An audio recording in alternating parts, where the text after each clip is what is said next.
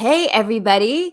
It's Jenna Blum here for A Mighty Blaze. Welcome to our very first program of the Lit Chick series. I'm stepping in today for our host, Jenna Paone, the queen of glitter and glam, because she has a family situation she has to deal with. Or maybe I just locked her in a closet so that I, the other Jenna, could talk to Jen Weiner, who is one of my favorite authors in the entire world. Is that your dog? That's my dog, and I'm trying to telepathically signal my husband. Oh, there we go. He's got a quarter pound of ham. Can you close? Oh my God. This is like the best thing. Who does not want a quarter pound of ham, honestly? I don't know, man. I want a quarter pound of ham. I kind of think we should all be sitting here with a quarter pound of ham hanging out of our mouths. But the dogs are telepathic. In this age of Zoom, as soon as my dog hears me click onto a Zoom call and hears other voices in the house, he gets all of his toys with squeakers and starts mashing them violently against my legs. So I have to throw them over my shoulder, which is a good look. It's very elegant, very classy. Wait, what's your dog's name? I've sort of stalked your dogs too, but is Moochie, and I think that she's been lured away with promises of charcuterie. So I saw something like a dog got a bark-cuterie board, and it was a whole display of treats and meats and stuff like that. And I'm like, oh, better not let Moochie see that. Oh no. Oh, that sounds delightful. Doesn't it?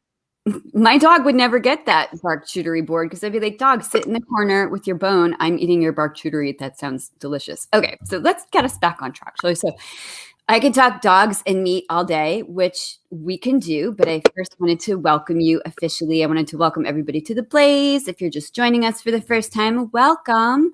We're a team of 35 volunteers as of last week, working to connect writers and readers in the age of COVID and beyond. If you love us today, please give us a like, a follow on Twitter, Facebook, YouTube, Instagram, and subscribe to our newsletter at www.amightyblaze.com, because you will have no more FOMO, no more literary FOMO. We will keep you informed of all the things.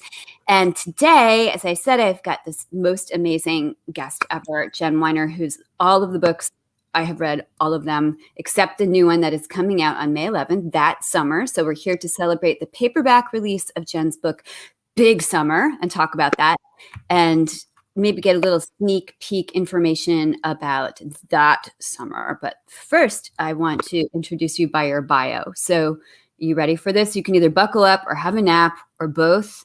But for those of you who don't already know Jen, which means you must have been living under a rock, like in the Ukraine or something for the last 15 years, this is for you. Here comes the bio. So amazing. Okay. Jen Weiner is, of course, the #1 New York Times bestselling author. Your books have spent over 5 years in print on the New York Times bestseller list, which is such a feat. 11 million copies in print in 36 countries, which is just amazing. You are the author of, deep breath, Queen in Bed, In Her Shoes, which was turned into a major motion picture starring Cameron Diaz, Toni Collette, and Shirley MacLaine. Little Earthquakes, Goodnight Nobody, The Next Best Thing, which I love. I have read that so many times. Then Came You, Fly Away Home, All Fall Down, also loved. Certain Girls, Best Friends Forever, Who Do You Love, Mrs. Everything, Big Summer, now out in paperback and coming May 11th. That Summer. Beautiful cover, poster behind you, good product placement. We approve. Well done. With over 145,000 fans on Facebook, which is who does that? And 164,000 followers on Twitter, which is more than most politicians. Jen has been on Time Magazine's list of 140 best Twitter feeds, which I know because I follow you when you're live tweeting The Bachelor, which is my favorite thing ever. 25 working moms to follow on Twitter. Entertainment Weekly named you as part of the Brain Trust for the 2016 election social media crew, which is girl, I hope you got a lot of massages after that craziness. I got a lot of misogynists. I thought that was going with that. Yeah, I'm not surprised. I feel like if you're being trolled on Twitter, you're doing something right, even though it's such a toxic thing. But we have beaucoup to talk about. And this is something I just wanted to bring up because I think this is way cool.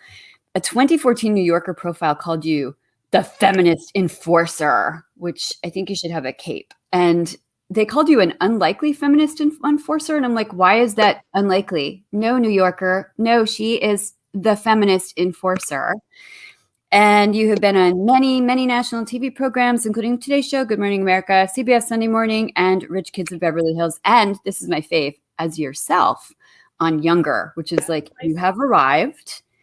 And there's more, but I'm just going to put this away now because I know everybody is like, blah, blah, blah, blah, blah, blah, meatball, which is like what my dog hears. Like, Jenna, stop talking. We want to hear from Jen. So welcome. We're so glad you're here. So happy to be here. This is really wonderful.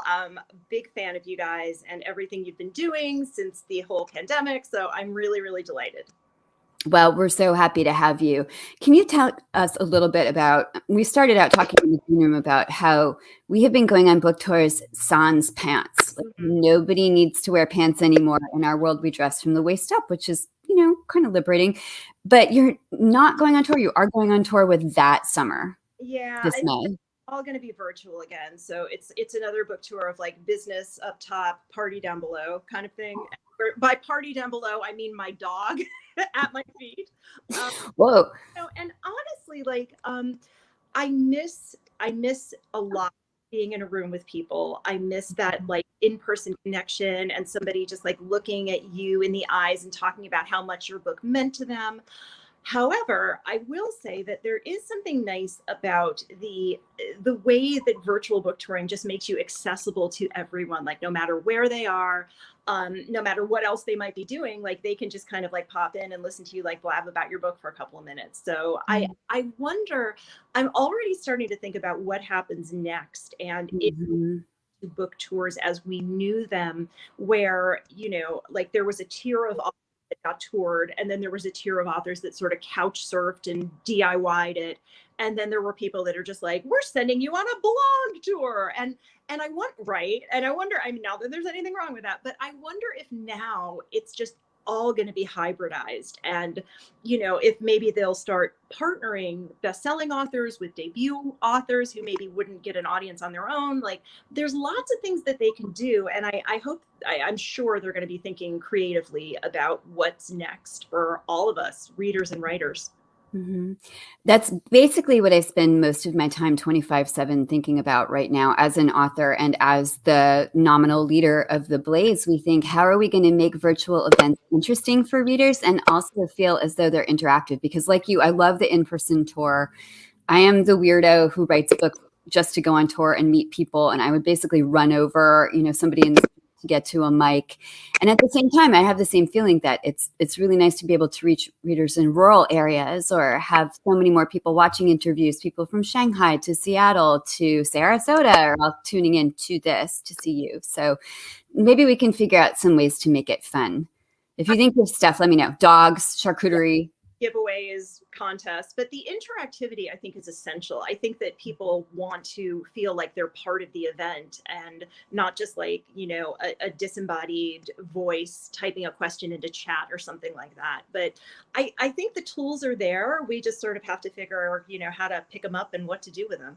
Yeah, absolutely. I'm hoping we get to the stage of having holograms, like with artificial intelligence. Yesterday, I'm like, Kim Kardashian got one for her birthday. Why can't they make one of me and just send it everywhere? And wait, is that a thing that's true? Yes. Kanye, before the wheels came off, why do I know this? But he got her a hologram of her late father, Robert Kardashian. And I mean, people were joking he could have just hired David Schwimmer, who played Robert Kardashian in the OJ thing, but he had a Kardashian hologram, and it like said things to Kim about how proud he was and he loved to watch her. And it was, I'm like, I watched it many times. It was fascinating. It is. I love that. Actually, maybe I just want to be Princess Leia, beaming into readers' living rooms and saying, "You are my only hope. Please buy my book. You are my only hope." Like, get a hologram. Like, do the hologram's hair and makeup. Like, get it in a cute dress and some shoes, and like send it away, and then I can just like let my roots grow out and not have to worry about it. And not even pants or shirt. You can just be like, toddle off, little avatar, say what you will. Actually, now that you mention it, I saw this amazing PBS PBS or CBS, one of those. This is on Holocaust survivors to sort of bring it into a different realm than the Kardashian realm, but they were recreating Holocaust survivors into holograms so that you could see their stories from them after they had passed. That's amazing. Now that I think about it, why could we not also be three-dimensional avatars beaming into your kitchens to have coffee with you? Every reader wants this, right? We'll have our avatars will have bikini waxes, and yes, right? it will be good. Once they do like the wonderful and necessary work of preserving the memories of Holocaust survivors, then they can circle back to the chicklet people. I'm like, come on, priorities. Okay, so let's talk about Big Summer a little bit, because it's out in paperback, newly out in paperback. And how was that experience for you launching it last year, right in the middle of all of this crazy cray? Nobody knew, obviously. I mean, I remember like my kids coming home from school and saying they think it's going to be 2 weeks. And I was already starting to read stuff that was suggesting it would not be 2 weeks. But, a lot of people postponed their publications, like they just moved their books to the fall or they moved them into 2021. And my publisher and I actually went the other way. We bumped up the publication of Big Summer 2 weeks ahead of schedule, because I was just sort of feeling like, it looks like the book tour is not going to happen, and people could use some pleasure right now. People could use like a little bright spot, and the stores were all closing, so it was all going to have to be digital or ordering from warehouses anyhow. So I always want my books to be pleasurable for people to read. I want them to be fun. I want them to be sexy. I want them to be engrossing and page turning. And I want to give people that escape. And because Big Summer was set at on Cape Cod at a beach, I'm thinking, well, nobody's going on vacation this year. So this is an escape that I can give people. And I felt really good about doing that. I mean, it's writing fiction doesn't always feel like you're serving the public good as clearly as you might want it to feel that way. But that was an occasion where I really felt like, okay, like I'm doing some good in the world. Like I'm putting something right now. So that was what it was like. Thank you for your public service. You're a giver. No, I really think that's true. I was thinking in the early days of the pandemic when I started this thing by just sort of vomiting up, Facebook page, Twitter, Instagram, and then teaming up with Caroline Levitt. And I was like, people need story now more than ever. If you think about how we binge series and how important that narrative is to pull us through our days, it's an addiction that has shown me how much we rely on story and the importance of story in our everyday lives to give us that escape from what we're going through. So I really think you did do a public service with giving us a way to get to the Cape. So I think of Big Summer as being like, tell me if you think this is accurate, like a mashup of Good and Bad with the weight consciousness, body consciousness issues meets like Susan Isaacs, who I know is one of your girl crushes. She's also one of I just love her so much. And sort of like Nora Ephron also, but that like girl sleuth necessity thing coming in. And then also The Bachelor. So if you guys can think of like Good and Bad meets The Bachelor with a dash sprinkle of Susan Isaacs and Nora Ephron, like that's what that book reads like to me. That's amazing. Like, can you come to all of my events and just like be a woman and like explain my books to people? Because people ask me what they're about, and I'm like, hey, social media, body positivity. It's like, I'm terrible. Like most writers are. It's like I can talk about other people's books until like the cows come home. But like when you ask me, like, what is your new book about, Jen? I'm like, women, Oh God, I actually going to tell on myself now. I had an encounter with Ann Patchett. Every time I see her, I do something really dumb. And in this one, I was in the front of a signing line, like with her book, holding it like a little fangirl. And I said to her in the line, I'm a Harper author also. And she said, what do you write? What's your book about? And I said, books. I write books. And there was this little silence. And then she said to me very kindly, you can do better. And I said, fiction? I mean, that was, yeah. So I feel you. My avatar will come with you to every event and laud your books and explain to people what they're about. So this one, I think it has so many things in it that we can unpack that are delicious. And also, important. Like I was thinking about what makes all of your books, and I have, for those of you listening to the podcast, the Weiner Leaning Tower of Pisa behind me, because like the Leaning Tower of Weiner, because I have all of Jen's books, which is like 16 of them on my shelf, and then like 5 more propping up my laptop so she doesn't have to look up my nose. And I was like, what makes these books so resonant to me? Like, what makes me pre-order a Jen Weiner book every time it comes out immediately? And I think it's the fact that it's like that very gemütlich quality. Like we could be sitting together having coffee and laughing and dishing. Like your books are very dishy, but they're also about big, important things, like next best thing, about like having your dreams sort of dismantled and putting them back together. All Fall Down is about opiate addiction. Like these are like issues that resonate with people in their daily lives.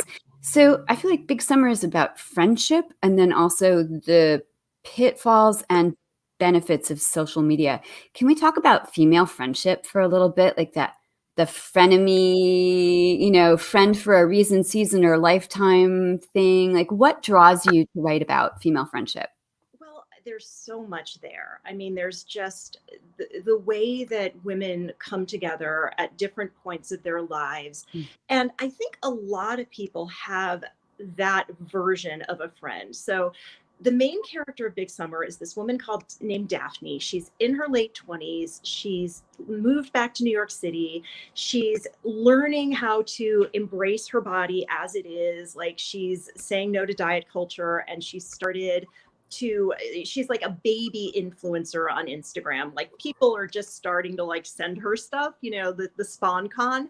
And she has a friend, and her friend is basically Ivanka Trump. Her friend is the most beautiful, the most wealthy, the most well-connected woman. And they met in elementary school, and Daphne wanted nothing more than to sit at the cool girls table with Drew Kavanaugh, who's this frenemy.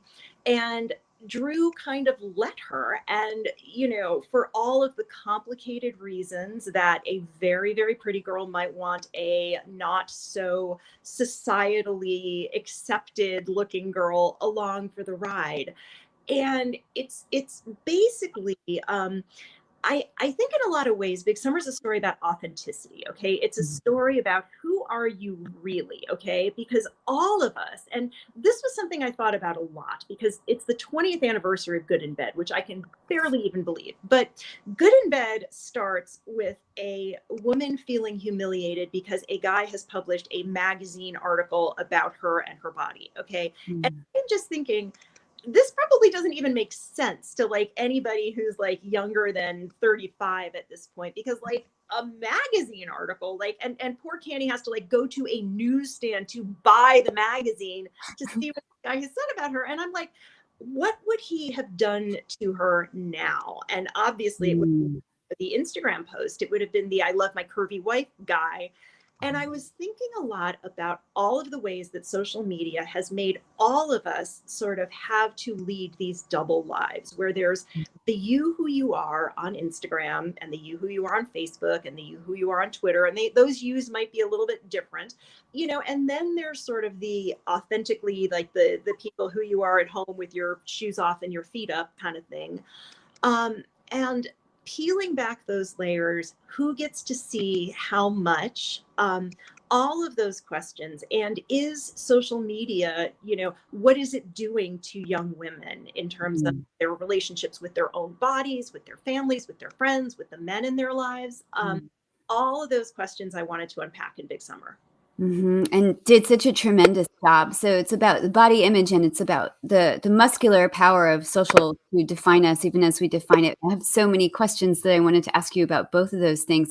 One of the things I was thinking about with Big Summer is the sort of redefinition, the reframing now of what we see in popular culture, like in magazines, the paper things, and online, as being beautiful in terms of being female. And I get targeted on Instagram all the time by anthropology, of course, as I'm sure you do. And of course, I get sucked in immediately. And my insomnia shop, 3 in the morning, I'm like looking through. And I'm very interested in the fact that they always have plus size models now. Athleta has plus size models. Do you think that we are making progress. Do you still feel cognitive dissonance seeing this? Like, what is your hot take on this?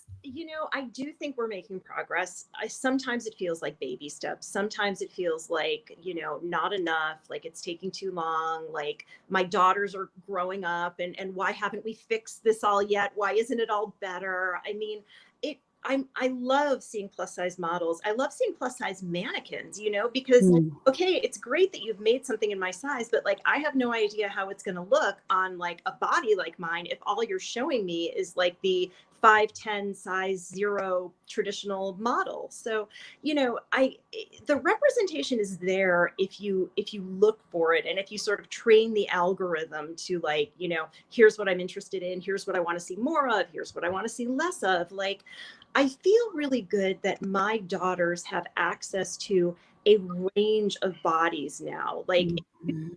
I grew up with Charlie's Angels, and it was like Farrah Fawcett. That was how you were supposed to look. And there was zero diversity, like not in terms of race, not in terms of age, certainly not in terms of bodies. And Mhm. that is changing. And it's changing slowly. And it's baby steps. But yeah, I have seen progress. I do think things are getting better. It gets Well, better, thank God. right? And there was also 0% chance that anybody was going to look like Farrah Fawcett either, except for Farrah Fawcett, right? So it's such an impossible standard. I was thinking while you were talking that we should also not even call bodies plus size bodies or plus size mannequins. They should be called normal sized because, when I'm looking through Elle, for instance, and they see that they've made like a nod in the direction of having a range of bodies, but then the people on the covers or in the ads are always like 6'11" and minus 110 pounds. That actually is not normal, and it will never be normal. And they're also all 12, and 12-year-olds do not have that disposable income. So let's catch up, shall we, industry? So, what do you tell your daughters about body image? Like when I was growing up, my mom despised the way she looked to the point at which now, if somebody says to me, "You look like your mom," I have a fear reaction where I'm like, "Ew, I do," which is awful, right? But she kind of gave me that insecurity about what she looked like. And she was very skinny, but she was always like, "You need to lose weight." So there was this whole thing, right? My sister tells my niece, like, "You are strong, Yeah. like you're healthy." Like, have you been able to sort of reframe this for your girls? I've tried really hard and I have certainly done my best, but it's a lot of unlearning. Mm. Like, see a little girl, like the first thing you want to say is, "Oh, you're so pretty. That's such a pretty dress. You look beautiful." And like I remember this story. My younger daughter, Phoebe, told me like she was in like second grade, and she's like, "A boy came up to me on the playground and he kissed his hand and he put it on my cheek and said, 'I've been wanting to do that forever.'" And I'm like, "What did you do?" And she's like, "I said, 'Don't touch me,' and ran away." And but my first reaction was like, "Oh God, I hope you didn't hurt his feelings." And then I had to stop myself and be like, why am I prioritizing this little boy's feelings over my daughter's agency and control over her own body? That is absolutely what she should have said. Like, "I don't want you touching me. I'm not okay with this." And of course, then we found out that this little boy had done that to every girl in the second grade. He was like the kissing bandit. But, what I think about kids is that you can talk to them and they will listen, but what really sinks in is what they see you do, right? Mm-hmm. I mean, you know, women who've watched their moms kind of twist and turn in front of the mirror and like suck it in and angle their faces or struggle into shapewear when they have to go someplace, or, "Oh, I was so bad yesterday. I was so naughty. I had chocolate cake. I can't eat much tonight." Like that's what they see. That's reality to them. It's not all the stuff say. It's not, the platitudes that we've all learned to kind of repeat. It's what you do, right? So I have learned that like, however I'm feeling about myself on any given day, like whatever kind of negative self-talk is going on in my head, however bad I'm feeling, like I just don't let it come out of my mouth. And Mm-hmm. I try to show my girls like I'm really active. I always have been. I love to ride my bike. I walk. I do yoga. I do bar class. And like they see me do all of this stuff, And I think that I've kind of lived fully in my body and shown them that it's possible and that you're right and that your body can just be the thing that like carries your soul through the world. Like that's what I want them to know. That's how I want them to feel about themselves. But they live in the world, you know, and the world will do its damage to them the way the world does damage to every woman. And you know, I just always want them to be able to come home and like talk to me about things, and you know, that I will always be their cheerleader, that I will always think that they're brilliant and brave and gorgeous and funny and all the things, all the things. It's like I'm sending a daughter to college in the fall, so I'm already like going through this like, it's like I hear sunrise sunset like basically on a loop in my head just all the time, and it's a lot, man. Nobody told me menopause is a bitch, and it's like all the feels, all the feels. Do not even get me started on that. We will never talk about books again. We can talk, okay, everybody who's not into this, you also can take a nap. But I would like to talk about like when that estrogen leaves the building, where you're just like, okay, I woke up today and suddenly I feel different, or I look different, or wah, wah. And I try to explain this to friends who are guys and they don't get it. Like women have all these resets. You have one when you're a teenager, then you go through life, you have babies, your body does all these wacky things and sort of like drives you around. And then one day it drives you around again. And you're like, I did not ask for this. For some reason, I thought I was the only person in the world who might be exempt from getting older, which would have been really nice. So like now I feel like the shift is, instead of thinking my whole life, like, oh my God, I'm fat, or I have to look like this, or I have to look like that. Now I'm like, oh my God, I look old. And I'm like, Jenna, really, like this generation, our generation, I think is caught in that revolving door between the negative self-talk and that judgment on what your surface presents as, and then a sort of body woke generation where you're like, your body is an instrument of pleasure. Or as you said so beautifully, I'm going to get a tattoo of this. Like your body is the thing that carries your soul through the world. You shouldn't have to work out to earn your food. You work out because you love to be out physically in your body. But it is a learning curve, right? For those of us who are sort of caught in the middle here. I mean, I think it's like an unlearning curve almost, because we got all those messages like just hammered into us when we were young and impressionable. And now it's like unteaching ourselves all the things that we were, all the toxic stuff that we were taught about weight, about beauty, about race in many cases, you know, about aging. I mean, I read an article about sort of, you know, the invisibility of middle-aged women and how like you hit a certain age and you just kind of vanish. And Cynthia Dupree Sweeney's new book, Good Company, somebody on Twitter the other day was saying like, where are all the books about middle-aged women? And that one that I read really recently. And one of the middle-aged women is an actress who talks, you know, in great detail about what happens to you in Hollywood when you reach a certain age, and how like you're not the love interest, you're not even the hot DA anymore, you're the mom. And like, you know, you go from prime time to lifetime, and you know, it's just, it's a journey. And I mean, that's one of the things, you know, as I get older, you know, I really would like to explore that in fiction. It's sort of, you know, the home stretch of a woman's life, and the freedom that you have, maybe because you can let go of some expectations. A lot of the big decisions are behind you. You know, it's uncharted territory in many ways, and I'm going to be really interested to see how our generation kind of charts it.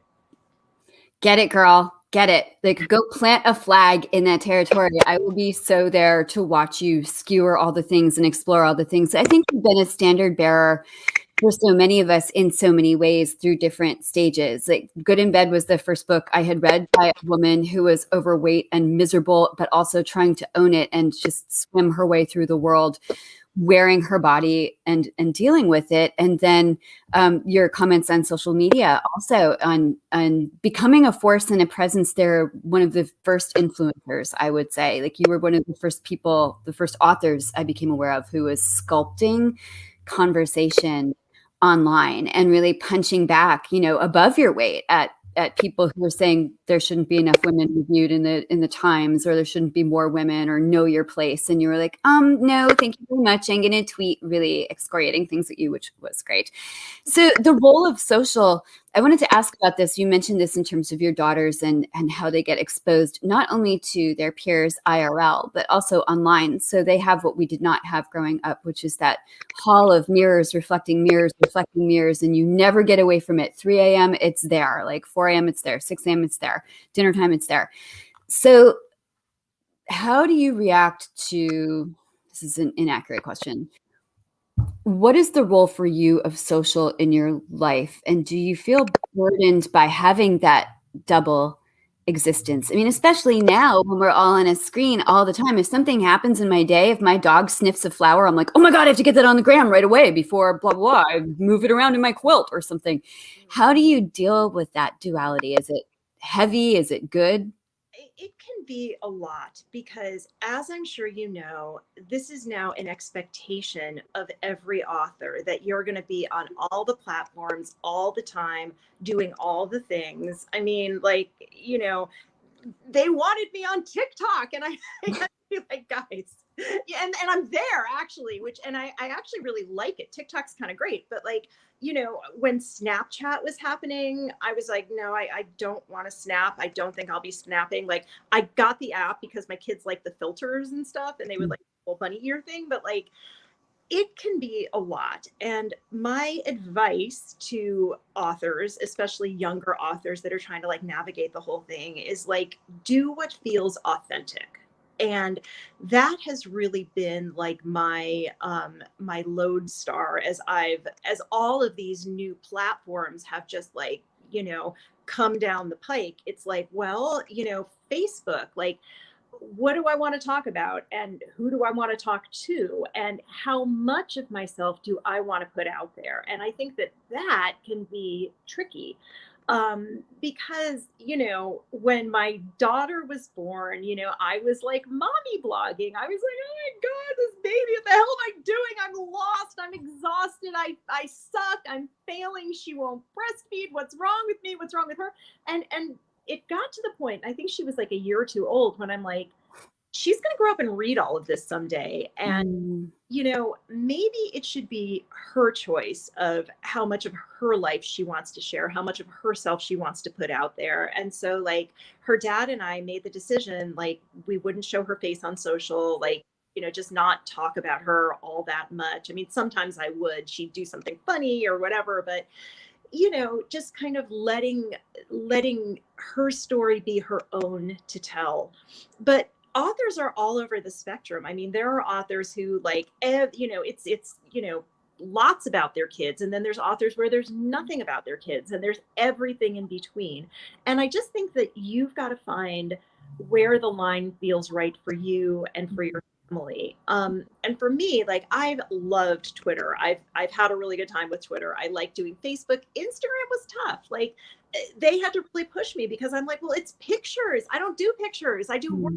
Why would I? And but it's like, well, that's where readers are, and readers want you to be there. And it's like, but I think whatever you're doing, wherever you are, it's just not worth it if it's not authentic, and if it's not comfortable, and if it's not something you enjoy, because that's going to come through.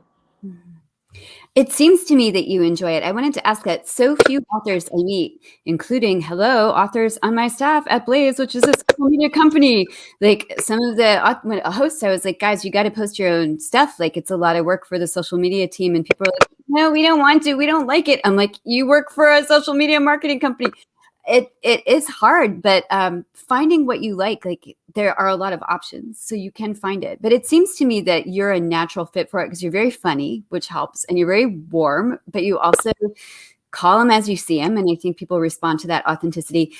A, do you like it? And B, how do you find the time? Oh wow. Well, I neglect the housework is the short answer to that. Like, I don't do. It's not true. I mean, I have a lot of help. Is the actual answer. Like, when my kids were little, I had a nanny. I had like a lot of help with them. I have a housekeeper who I am like eternally grateful to. My husband is tremendous. My kid's dad is tremendous. Honestly, it's all kind of priorities. It's like, my writing is my top priority. Social media, keeping up with it because it's fun and I like it and it's a nice break. Like that is a priority. Exercising, as many days of the week as I can, that's a priority. And just kind of letting some stuff go. I mean, realizing that no is a complete sentence and realizing that there's a lot of power in knowing the value of your own time. Something I think that we as women struggle with because, when you're sort of socialized to accommodate people, to say, yes, of course I'll help. Of course I can do that. Of course I'll support you. Of course I'll volunteer, and there's only so many hours in a day. And I think like your mental health, your physical health, like that has to be a priority. And saying no is like it's like a muscle, and the more you use it the stronger it gets. But that's another thing that I'm trying to teach my daughters is like, just know your boundaries, know your limits, don't push past them. Like if you need a break, if something's too much, like figure it out and come tell me if you can't and I'll help you. But I think that we're all the giving tree, all of us women are. It's like, take my apples, take my leaves, take my branches, chop me down, leave me a barren stump. And that was not a happy book, man. We all read it to our kids. It was terrible. Like the poor tree. But yeah, it's like, I think, I mean, for me, doing social doesn't feel like a burden because I like it. And if it did feel like a burden and I didn't like it, I would probably not be doing it.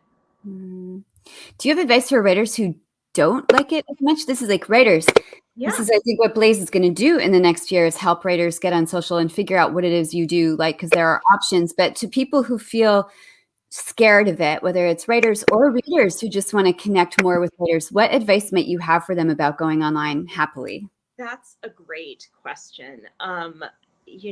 And I've had writer friends who, because I was there like basically the minute it opened its doors, and they're like, what do I do? What do I talk about? And I've said, like, just pretend you're talking to a friend. Like, just have a conversation that feels authentic. And if you love to garden, talk about that. If you love your dog, talk about your dog. If you love to cook, talk about cooking. Like, you know, just it has to be authentic. And I know I keep coming back to that, but I really think that that is the foundational choice to make is like, what can I say that feels authentic? And any writer, no matter how reluctant they are, got, they ought to be able to talk enthusiastically and authentically about their book. Even if you're having a really bad day and you hate every word you've written, you should be able to say, here's the story, here's the plot, here's what interests me that I wanted to explore for however many years and however many 100 pages. Here's a book I loved, because every writer I know is a great reader. Like, I really do not think it's possible to become a writer if you're not a reader. So, if you don't have anything else to say, like, tell me about the last book that you loved and why you loved it. I think that that's a part of the conversation that any writer can join. That is such lovely advice. I think that also all of us write our books, at least we start out this way, because we love the thing that it's about. So you can always write about the thing that it's about. But one of the things that I do when I don't know what to write about is say I don't know what to write about. It's like the Mark Twain thing. You don't have anything to write? Then write to me that you have nothing to write about. Every writer gets this. Every writer gets those writer hate days. But also what you just said is so lovely because it's about paying it forward. So if you have books you love or authors you love or children's books you love, I feel like that's such a lovely mitzvah for other writers to put that online. Okay, so I'm getting my prompt that it's time for a couple of last questions. And we haven't even let anybody ask any first questions because I have just been so busy being like, I love you, tell me all the things about life and help me claim my power in all the ways. What reader questions do we have? I know we have a rabidly adoring audience. So what reader questions have we got? I think while they're looking, actually, I would like to ask a question. Do you have a favorite of your books? I want to say also, my niece helped me come up with my questions today. She's 7. I was Zoom sitting with her yesterday and I showed her your books and she said, so many books in one lifetime? How? And I was like, I'm going to actually ask that question, Una. Thank you very much. So how do you write all these books in one lifetime? And do you have a secret favorite? Okay, well, let me answer the first question because that's actually easier. I mean, I was a journalist before I was a novelist. I spent Mm. almost 10 years being a newspaper reporter, and I wrote every day, and I wrote on deadline, and I wrote about things that sometimes didn't interest me a whole lot, and then a lot of things that did interest me a whole lot. But I think that that was training. And I think it's almost like physical training. Like when your butt hits the seat and your fingers are on the keyboard, that is the time to tell your brain to turn on and start creating. And I love writing. I've always loved writing. It's always been my favorite thing to do. It's always been the only thing I've ever been good at. So sitting down to tell a story is a pleasure. It's Mm. always been a pleasure. And I mean, yes, there's days where it's like it feels like you're pushing boulders uphill, or you read what you wrote the day before and it's like, oh my God, this is crap. Like, how do I can't believe I have to do this. I don't know how to do this. Like, even after writing like 14 or 15 novels, like every time I'm like, how do I do this? So I think that journalism was a lot of help. And I think just loving it makes a big difference. Mm. And in terms of do I have a favorite, I always say that that's like asking a mother to choose her favorite child, which you should never do in public. But the truth is, Good in Bed will always be special because it was my first book. And because I wrote it, I didn't have an agent, I didn't have a publisher, I didn't have readers sort of waiting expectantly for like a next book. And you never get that freedom again. You never get to write with that kind of freedom and that kind of all the doors are open. You can walk down any hallway you choose. And that will always be special to me for that reason. But honestly, the book that is my favorite is always the one that I'm working on. So, Mm. I'm working on a new book, and right now it's like I'm so in love with the characters. The narrator, or one of the main characters, I should say, she's a woman in her 70s, and she's got this big secret, and that she's been keeping for many, many years, and it's finally like it's gonna, stuff's gonna hit the fan if she doesn't finally come clean, and she's trying to figure out how to do it. And it's just, I really, really like her. She's completely clueless about technology, and I like that about her too. Interesting. Oh, we can't wait to read this. There was a question that flashed. Oh, there's another. Hi, Kimberly. Okay. Okay. I'm trying to keep up. I told you there are millions, so we'll do like lightning rounds. Is there a plan for a Good in Bed follow up since you talked about your joy in writing that book? Okay, so Pun intended. there was a sequel called Certain Girls that came out, I think, in 2010, where we sort of caught up with Canny Shapiro later in life. But yeah, I mean, Canny, the menopause years, or like Canny in an assisted living home, I think that would be fantastic. So, let me do a little more living, and then we'll see. But some characters keep talking to you, and she's one that sort of kept talking to me. I love it. Watch out, assisted living. You are not even going to know what has hit you. Although I have to say that should be like another 40 years. And then I will go to assisted living with you and do the research. And we'll be like, come sit on our lap, little pool boys. Come over here. I'm ready. All right. I'm with you, girl. How have you maintained your creativity during COVID? And what advice can you share with our writers for keeping the creative juices going when the world is afire? Yeah, it's like I would tell people that I've been in training my entire life for this pandemic because like I've been working at home for, low these many years. Like I have an entire wardrobe of stretchy pants, so like was good on that front. Um, you know, I think the key to being creative is just noticing the world around you. And even if you're not interacting with Oh, shit. Sorry.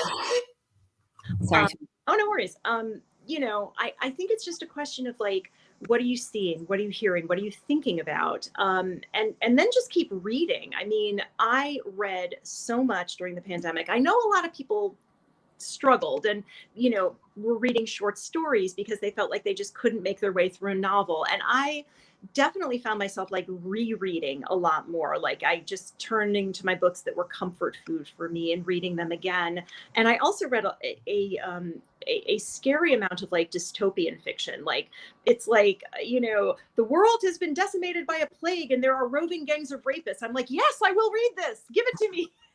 But I think just pay attention. I think if that is the one sentence of advice I would give to people who want to keep the creative juices flowing. Like just pay attention, and there'll be something that you see or hear or think about that'll spark something. That is such a wonderful piece of advice. And if you're a writer and you just want to like journal what you're seeing every day, it will be valuable. I feel like later down the road, I look at my journals from March 2020, I remember nothing of what I wrote down because we are also in shock. We were. So it's a good time to document the world. So one last question from Alex, who's on our team. She's a publishing person. The branding of your books is so recognizable. Chef kiss, as you would say, Alex. Titles and covers. How did that start, and who drives that conversation? I mean, I've been really lucky. I have a great team at Atria. They've been my publisher my entire career. And I mean, I think about like standing at the fax machine at the Philadelphia Inquirer when the cover of Good in Bed, when they sent it to me to see for the first time, you know, that like iconic, the legs and the cake and the bed. And I was like, oh my God, like this is so much more beautiful than anything I could have imagined in a million billion years. Like, I am a terrible visual thinker. Like, I'm just not good at it. And I'm really lucky that people on my team are like great with like images and titles and palettes and the uniformity of the books, the fonts, the way they all fit together. But like with that summer, the one thing that I'm super, super proud of is like the full figured woman on the cover. Mm, I'm not even holding this up so you can see it, right? But we can see. just like that was sort of a battle that I've been fighting for a long time. It's like, can we please like have the women on the cover look like the women in the books? And for so long, they just didn't. And now they do. And I am so happy. So happy. That is definitely a battle worth fighting. And I might say you are also probably a publisher's dream author because the rest of us are such a pain in the tuchus being like, no, her hair is supposed to be brown, not blonde. Why is there a blonde woman on the cover? So, God, congratulations to you. Oh my gosh. Can you hold up the cover one more time for us, please? We would love to see Yeah. that summer, which is coming out this summer, this May, actually, May 11th. So don't forget to pre-order right now, you guys. And in fact, that is right on Mother's Day. So I'm just going to say you should order at least 5 or 6 copies for every mom you know in your life. Big Summer also out in paperback. So if your book club is casting about for something to read on your next Zoom call without pants, get yourself some Big Summer, pre-order yourself some That Summer, and let's all have a summer. Let's all have like a Jen Weiner summer. Right? Like I really would like to see all of you at the beach. That's my dream for all of us. That sounds so wonderful. You know, now that you've issued that invitation, I will be there. So when you go to the beach, I'll be like, hi, Jen. I'm here. You said I could come. That'd be great. That would be fantastic. That would be Okay. really You all heard that, guys. It's all on record. All right, Jen, thank you. I could talk to you for several more hours, but I have to let you go. And thank you so much for being with us today. We all love you. We're so excited for your next many, many books. Well, thank you. This was a pleasure. This was such a great conversation. Have a great day, everybody. Bye, everybody. Bye.